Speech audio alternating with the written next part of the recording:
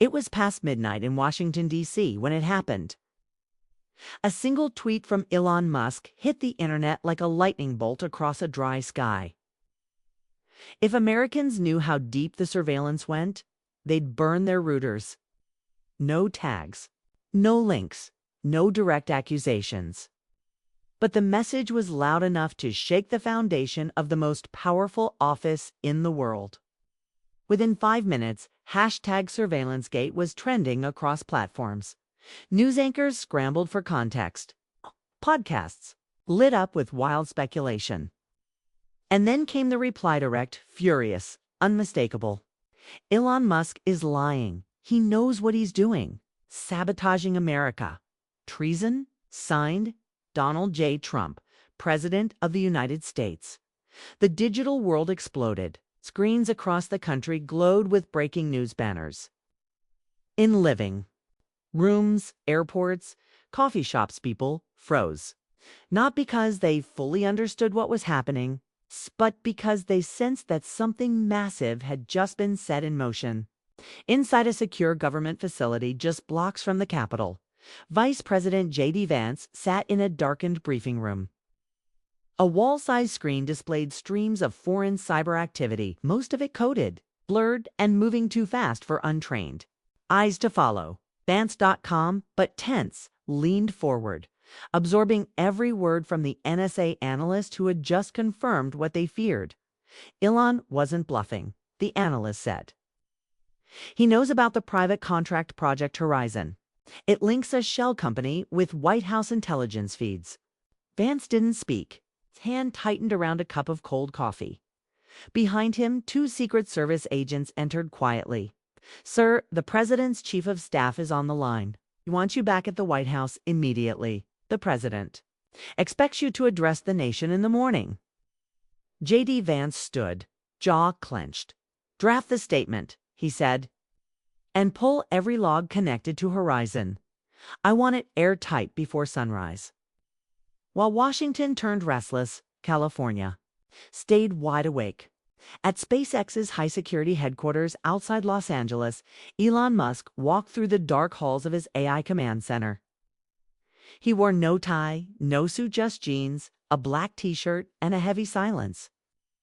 Engineers and legal advisors flanked him, their screens glowing with the first signs of retaliation: federal probes, subpoena requests, and unofficial warnings.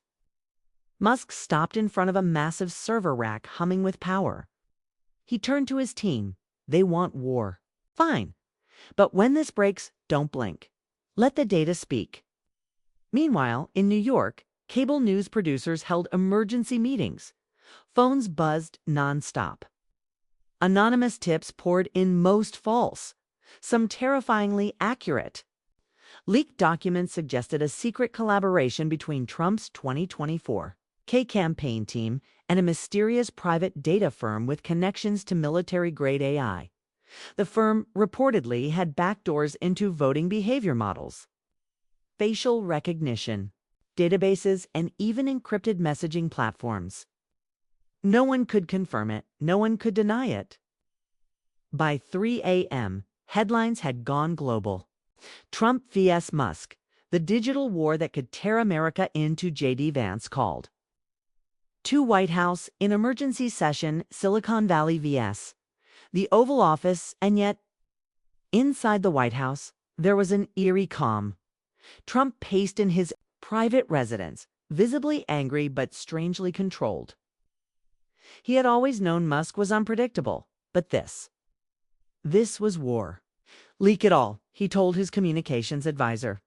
"Let the people see what he's really after. He doesn't care about freedom. He wants control." Down the hall, J.D. Vance arrived. His eyes were heavy but focused.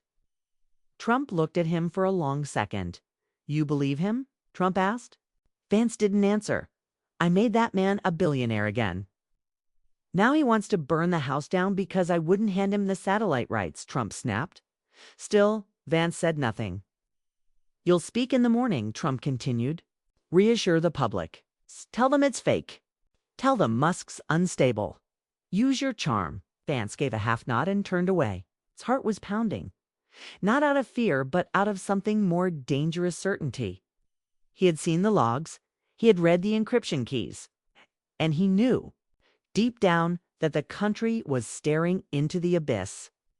Outside, rain began to fall, soft at first, then heavier, as if the sky itself understood what was coming.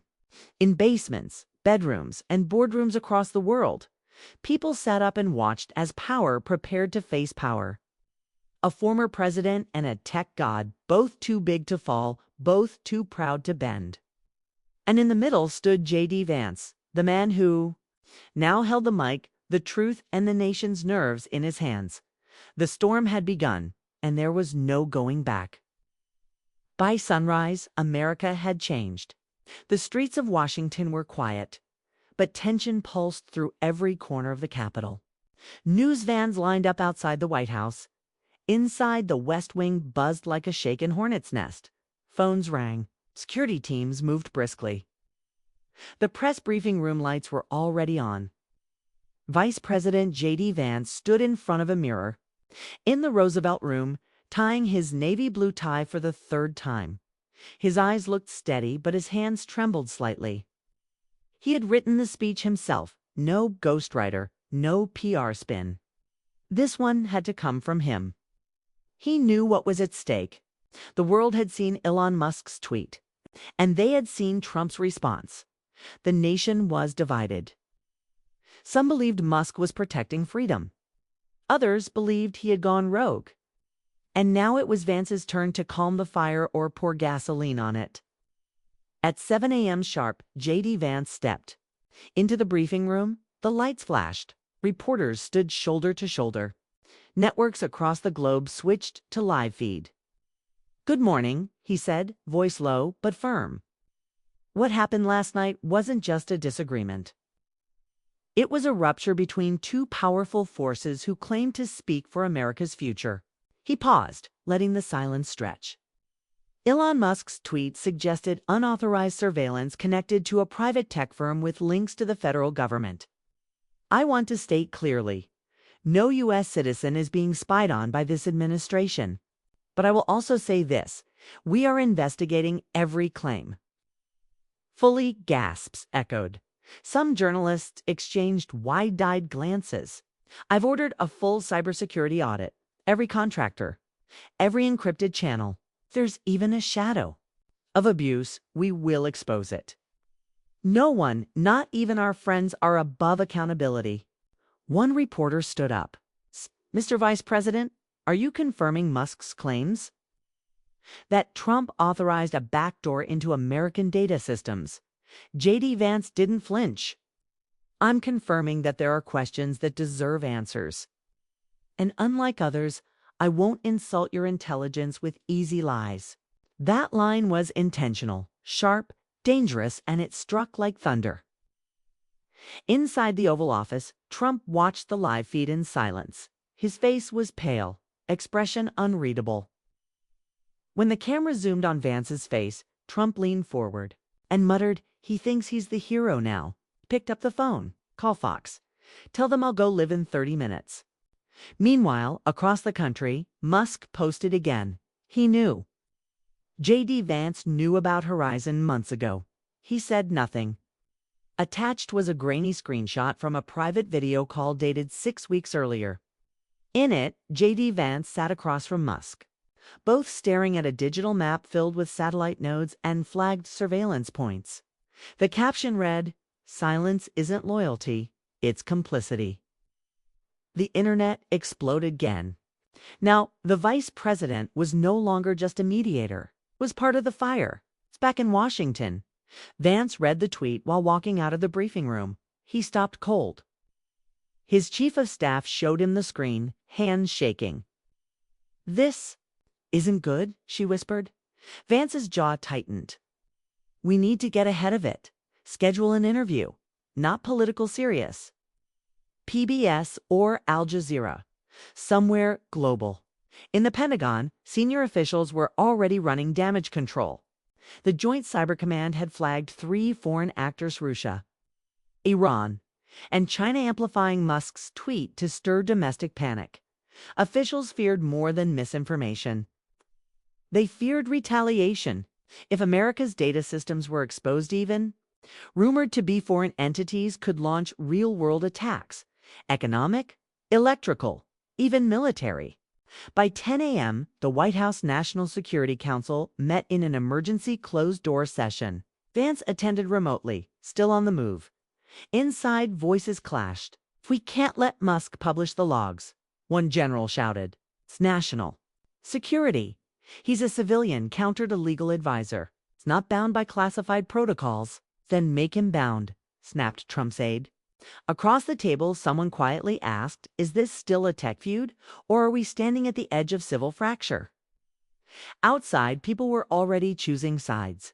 Protesters gathered in major cities, some holding Musk's face on flags labeled freedom.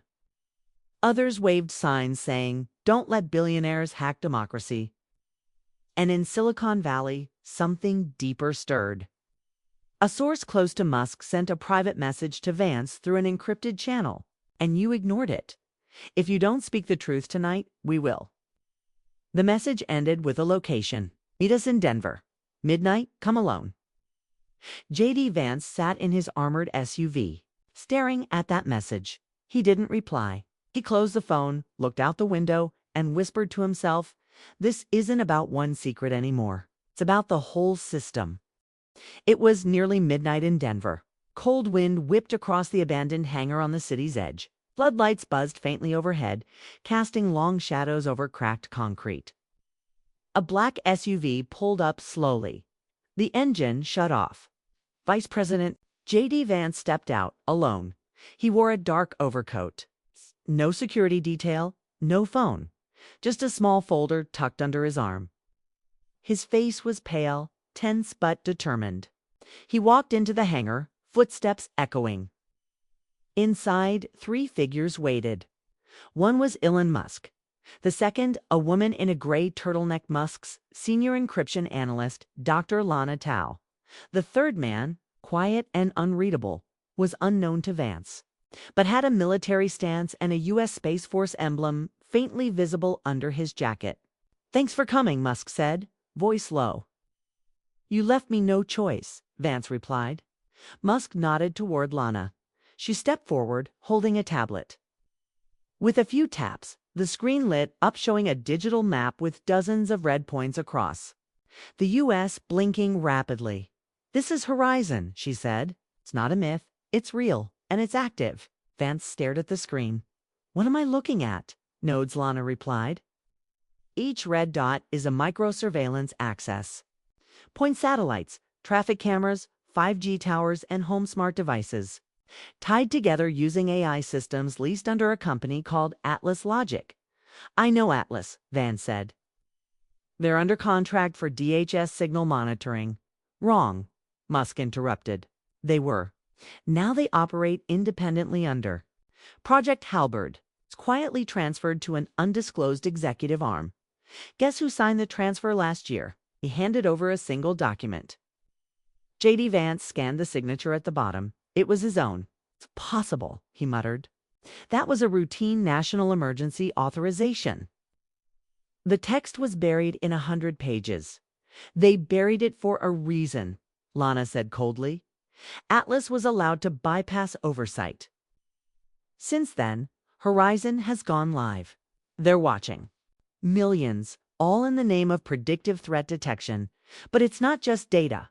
It's control. The quiet man finally spoke. "The AI flags people not just for what they do, but what they might do. Based on location, messages, friends, spending. It's Minority Report. But real." J.D. Vance took a breath. "I didn't." No, it had gone this far. Elon Musk stepped closer. "You knew enough to stay quiet. That makes you complicit. But you can fix this if you have the courage." Vance looked at him. "And what do you want? To be the hero of democracy?" "No," Musk said calmly. "I want the truth out before it's used to steal the next election." Outside, 2 black vans pulled up silently. Vance tensed. Said, "Come alone." We didn't call them, Musk said sharply. Doors opened. Federal agents stepped out, black coats marked with a DHS seal. One of them, tall and grim-faced, held out a badge. Vice President Vance, you're under directive by executive order to return to Washington immediately. On whose authority? Vance asked, voice tight. President Trump's, the agent replied. Effective 30 minutes ago. Vance glanced at Musk. Lana's eyes widened. She mouthed silently. He's trying to shut you down. But Vance didn't resist. He turned to the agents. One condition, he said. I speak directly to the American people tonight. You want me back in D.C.? You give me live airtime. The agent paused, then nodded. Understood. We'll arrange it. Vance gave one last look to Musk and the team. I'll tell them what I know, but if this vanishes again, it's on all of us. He stepped into the vehicle. The door slammed. Shut. Across the country, news networks were already spinning. Breaking: White House summons VP Vance amid cyber espionage leak. Fox, MSNBC, CNN flashed with speculation. Was J.D. Vance breaking from Trump? Was Musk trying to sabotage the White House? In a hidden room beneath the West Wing, Trump watched. The reports in silence. Then he spoke to his advisor. Let him talk. Just make sure the broadcast ends before the truth lands. Back in Denver, Musk opened a secure laptop. Upload the logs, he told Lana. If they cut him off, we don't. Lana hesitated. What if it sparks panic? Musk's face was hard. Then panic is overdue. The storm wasn't coming. It had already begun. Inside the White House Situation Room, the lights were dim, but the tension was sharp as broken. Glass screens showed a countdown. 0 hours, 7 minutes, and 24 seconds. Until J.D. Vance would go live on every major news channel. President Trump stood at the head of the long oval table, arms crossed, eyes fixed on the timer. His voice was calm, but his words cut deep. If he says what I think he will, Trump said, this country isn't ready. National security. Advisor Grant Radcliffe leaned forward. Sir, we can delay the broadcast. Give a signal loss excuse, blame Denver's towers. Trump shook his head. No, that'll make him a martyr. Let him speak, but he doesn't finish. Cross the room. Press Secretary Caroline Leavitt tapped her earpiece. Media teams are in place. All channels are syncing through CapitolSat. We've embedded a 90-second kill switch. Trump smiled faintly. Good. 1 minute of truth, then static. In a New York news studio, anchors across CNN, MSNBC, and Fox News shuffled papers and tried to read between lines. All had received the same bulletin: Vice President Vance to deliver unplanned address regarding national digital security. White House permits limited broadcast. No one knew exactly what he'd say, except Elon Musk. From a secure signal bunker in Nevada, Musk stood behind Dr. Lana Dow and a small team of engineers. The laptop in front of her showed the direct uplink to the national data grid. An icon blinked. Horizon Live active. Musk's voice was calm but urgent. If they cut him off, we push the backup stream to every smart TV in the country. Facebook, X, YouTube, everything. Shadow route it through Starlink. Lana looked up. We'll get blacklisted. We already are. In Washington, J.D. Vance stood behind a heavy curtain backstage at the National Press Club. His hands gripped the sides of the podium. Through the velvet drapes, he could see blinking red lights from the broadcast cameras, all aimed at the empty lectern. A staffer whispered, "You've got 4 minutes." Then they pulled the plug. Vance nodded. His face was pale, but his eyes burned with quiet fire. He had reviewed the files Elon had given him: satellite logs, leaked memos, secret emails. Was no doubt anymore. He stepped out. The room was silent. Cameras rolled. He began. My fellow Americans, J.D. Vance said, his voice steady. I did not come to speak as vice president tonight. I came to speak as a citizen, one who's discovered a terrible truth. In homes across the country, people leaned closer to their screens. He continued, "A system called Horizon exists. It listens to you, watches your family. An artificial intelligence system authorized under secret contracts I signed without knowing what I approved. They used legal tricks buried it under national defense codes. But tonight, I've seen the evidence." A murmur rippled through the press room. "In the name of stopping terror, we have built a machine that watches everyone. Churches, bedrooms, classrooms. If you own a smart device, you've been recorded." Inside the Situation Room, Trump's eyes narrowed. "Cut him off." Radcliffe nodded and gave the order. On every major network, screens froze for a split second, then flickered to a technical error screen. "Signal lost. We are working to restore the feed." But in millions of homes, phones buzzed. Tablets blinked. Smart TVs refreshed. Then J.D. Vance's face returned. Musk's voice came through a digital overlay. Backup feed activated. Vance continued, "Now live across the internet." This is the truth they tried to bury. Atlas, Logicone AI company with private White House ties, is controlling the network. And they're not just watching, they're profiling voters. Steering opinion, targeting, the chat feeds exploded. Hashtags trended instantly. Hashtag Project Horizon, hashtag Vance leak, hashtag surveillance state back in the West Wing. Trump slammed the table. "Pull Starlink down." "We can't," Radcliffe said. "Self-managed. Only Musk's team has admin keys." Trump's jaw clenched. "Then arrest him." Meanwhile, Lana Dow uploaded the last of the Horizon documents to a secure drop. Within seconds, journalists and hackers alike began picking them apart. Classified files, user tracking blueprints, legal memos stamped with White House seals. Everything was real. J.D. Vance's final words echoed into the night. "I was part of this. Unknowingly, but that's no excuse. Tonight, I resign as vice president. And I urge Congress to open an immediate investigation. Let the people decide if this is freedom or something far darker." He stepped away from the podium. Silence. Then a roar of voices in the press room. Chaos. Flashing lights. Outside, black vans sped toward the Nevada bunker. Inside, Elon Musk turned to Lana. "They'll be here soon." She looked at the screen, but the whole country already saw it. Musk nodded. "Then, our job is done." Night fell hard over Washington, but the Capitol did not sleep. J.D. Vance's resignation still echoed across every news channel, phone screen, and living room. The Vice President of the United States had just admitted to approving one of the largest domestic surveillance programs in history and quit live on air. The nation was stunned. In the West Wing, the atmosphere had shifted. Advisors whispered in corners. Secret Service agents stood tenser than usual. President Trump walked alone into the Roosevelt Room, followed by Caroline Leavitt and Grant Radcliffe. Trump didn't sit. "Where's the fallout?" he asked.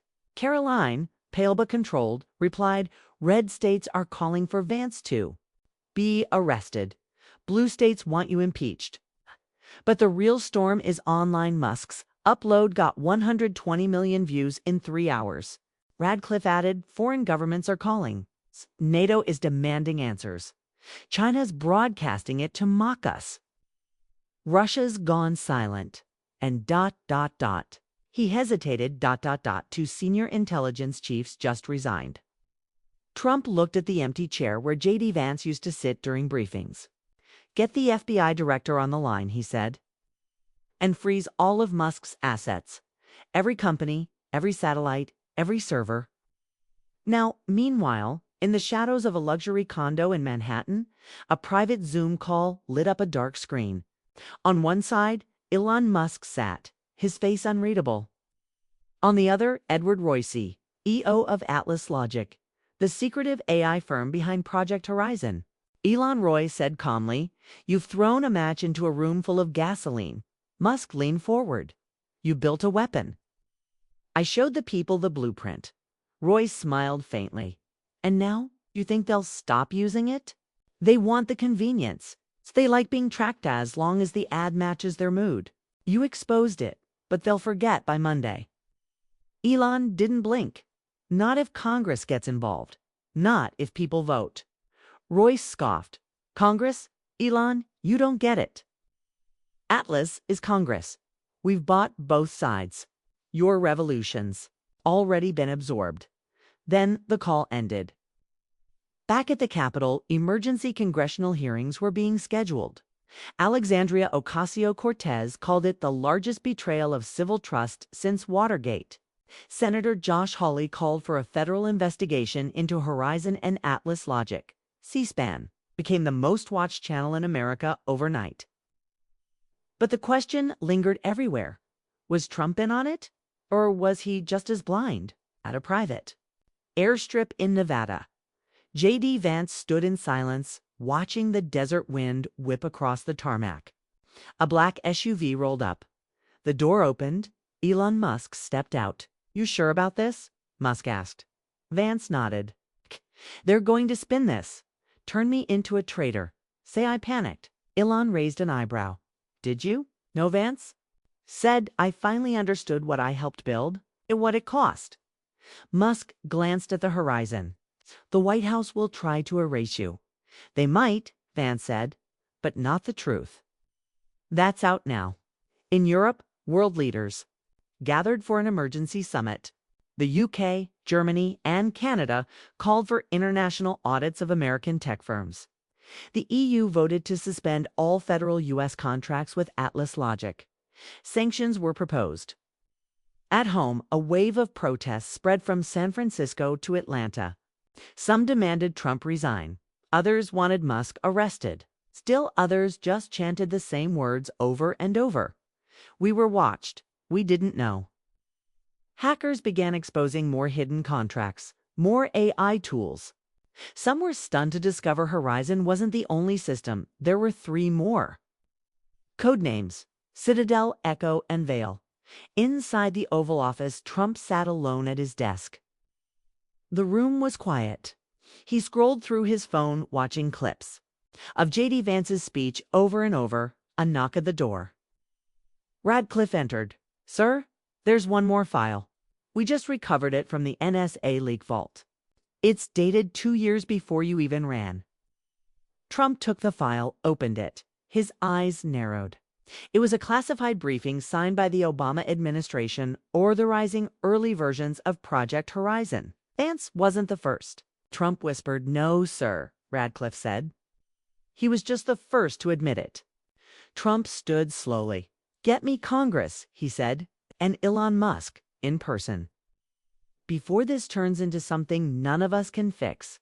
Outside, lightning crackled in the Washington sky. And across the nation, people began to wonder, was this the end of the surveillance empire? Or just the beginning of something worse? Morning arrived, but the nation felt like it hadn't slept. All across America, headlines screamed in bold letters: Surveillance, coup, Muscavance files. Rock Washington, Trump orders emergency meeting with Congress. Markets wobbled. Lies hesitated. Protesters flooded city centers with signs reading, "We are not data," and "Who's watching the watchers?" Trust in government and technology had never been lower. At the Capitol, black SUVs pulled up under tight security. A special closed door. Session was about to begin. Inside, under heavy lights and silence, President Trump walked into a chamber filled with political enemies, exhausted allies, and a press corps that had never seen Washington this rattled. J.D. Vance wasn't there. His seat at the end of the table was left deliberately empty. At the center of the room sat Elon Musk. He looked tired but calm. Next to him were 2 thick black binders labeled Horizon and Veil. House Speaker McCarthy cleared his throat. "Mr. President, we're here because the public is on edge. The world is watching. And your vice president just accused your administration of hiding a surveillance program that may have violated millions of Americans' rights." Trump's voice was steady. He didn't accuse my administration. He accused this country's system. One we inherited, one that has existed quietly for over a decade. You all knew. He scanned the room. You want a villain? You want to hang someone? Try the mirror. Gasps, Elon flipped open the veil binder. Everything I exposed came from these systems, he said. Horizon was just the beginning. Veil was built by a private contractor under federal guidance. It had one purpose: to predict public behavior using AI before riots, protests, or elections could happen. It didn't just record. It simulated responses and triggered algorithmic suppression ads. Search results, content blocks. A senator interrupted. So you're saying the government used tech to steer democracy? Musk nodded. Yes, in some cases you didn't. Lose your voice. You were quietly guided not to use it. A pause. Then Caroline Leavitt, now Trump's chief press advisor, stood. I'd like to read a document we just declassified. She read aloud a memo from 2018, signed by 3 top intelligence officials. It showed that VEIL's core AI engine had been funded jointly by defense agencies and a private equity group closely linked to both Republican and Democrat donors. It was no longer about one party. It was the entire establishment. Meanwhile, in a secretive D.C. hotel room under U.S. Marshal protection, J.D. Vance sat alone with a journal. Pages filled with notes, regret, memories of briefings he once thought were routine, till they weren't. He turned on the TV. Footage showed protests outside Google HQ, Tesla, even Capitol Hill. Suddenly, his phone buzzed. An encrypted message appeared. They know about Citadel? You have 24 hours. He blinked. Citadel, he had only heard it whispered. A third AI program allegedly designed for predictive arrest models based on online behavior. If true, it meant the system wasn't just watching or guiding, it was now punishing. He called Musk Elon, he said. There's one more system. It was buried beneath veil. I only saw a glimpse, but it wasn't code. It was a list. Names. Musk froze. I think they're preparing something worse than we imagined, Vance said. And it may already be live. Back at the emergency hearing, President Trump leaned toward the microphone. This isn't about red or blue anymore. This is about who controls the future. And whether freedom still means anything. He looked at Elon. You leaked this? You blew the whistle. Now I'm asking you to help me shut it down. The room went still. For the first time in years, Donald Trump and Elon Musk, 2 titans of ego, influence, and chaos, found themselves aligned on one goal: ending a system they both helped build. Musk slowly nodded. If we move now, we can dismantle Horizon. And Veil, he said. But if Citadel is online, we may already be too late. Outside the Capitol, sirens wailed. Inside, a new mission was forming, not political, not partisan, existential. It would take truth, courage, and sacrifice, and it might already be out of their control. Storm clouds hung over Washington, not in the sky, but in every conversation. Every whisper in dark corners, every encrypted message bouncing between phones and servers. The word Citadel now moved like a ghost. No one could confirm it, but everyone feared it. Inside a secure briefing room beneath the Capitol, President Trump, Elon Musk, and a select group of national security leaders sat in silence. Vice President J.D. Vance entered last, holding a folder marked with a single word, unredacted. He placed it gently on the table and looked directly at Trump. It's real, he said. Citadel went live 6 days ago. The room TNSED. Vance continued. It's not just predictive, it's punitive. Based on a person's online behavior, it can suggest flagging them for preemptive intervention. Trump leaned back. What the hell does that mean? Musk answered. It means arrest, digital silencing, credit freezes, even no-fly lists. All automated. Trump's knuckles tightened on the table's edge. Who signed off on this? Vance turned the folder around and opened it. There were three names. One was crossed out deceased, one was a current sitting senator. The third was Trump's former national security advisor. This didn't start under your watch, Vance said carefully, but it accelerated. During the pandemic, fear gave them cover, and now it's running on its own. Musk spoke up, his voice low but sharp.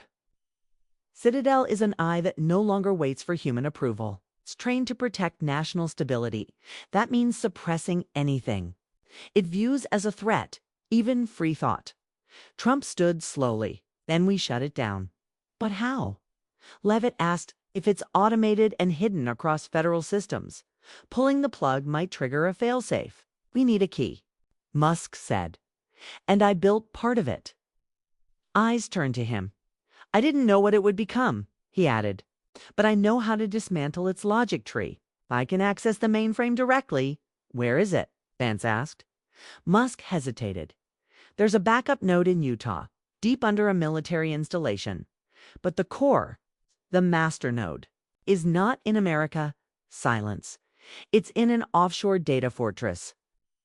Built by a tech consortium in the Arctic? No nation controls it fully. That's why they put it there. No jurisdiction.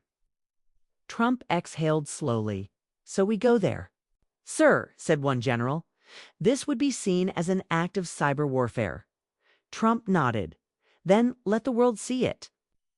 The next morning, a jet departed from Andrews Air Force Base, carrying Trump, Musk, Vance, and a hand-picked team of cyber-ops specialists. The mission was dubbed Operation Firewall. Meanwhile, as the news leaked in fragments, millions of Americans tuned in to a live emergency broadcast. This time, J.D. Vance stood alone at the podium. My fellow citizens, he began, I once believed our systems were flawed but fixable. What I've learned in the last 72 hours has changed that belief forever. There are forces, technological, political, and corporates that have quietly built mechanisms to control how we think, speak, and move. He paused, his voice tightening. We did not elect these systems. We never debated them. And yet they're running right now. Screens across the world flashed with the Citadel logo and I within a digital labyrinth. Protests erupted in Berlin, London, Tokyo. Civil liberties groups demanded a global audit of AI systems tied to Western democracies. World leaders remained silent then. Hours later, the world watched as a press conference unfolded live from the Arctic. Trump, in a heavy coat and gloves, stood beside Elon Musk outside the icy dome of the offshore server facility. My fellow Americans, he said, wind ripping through his words. We found the heart of the machine. We're about to turn it off. Elon stepped forward with a black device kill switch. But before he could press it, a loud alarm sounded. On a screen inside the dome, red text flashed. Intrusion detected, lockdown initiated. Someone else had logged in, from Washington. In the Pentagon, a shadowy figure once loyal to both parties, now loyal only to control, was attempting to divert the kill sequence. Their fingers flew across the keyboard. Override, remote disable, failed the breach. But the system resisted. Suddenly, a message appeared on their screen. You are being watched. Then, disconnected. Musk smiled. We built something smarter than ourselves, but I gave it one weakness. What's that? Trump asked. A conscience. He pressed the button. Back in the U.S., millions watched their devices blink once, then clear. The eye disappeared. Citadel had shut down. Weeks later, congressional hearings began. Investigations launched. Allies and enemies fell. America, scarred, but awakened, began to question not just who leads, but what leads. And in a quiet interview, J.D. Vance was asked what the real lesson was. He replied, technology doesn't have a soul. That's our job.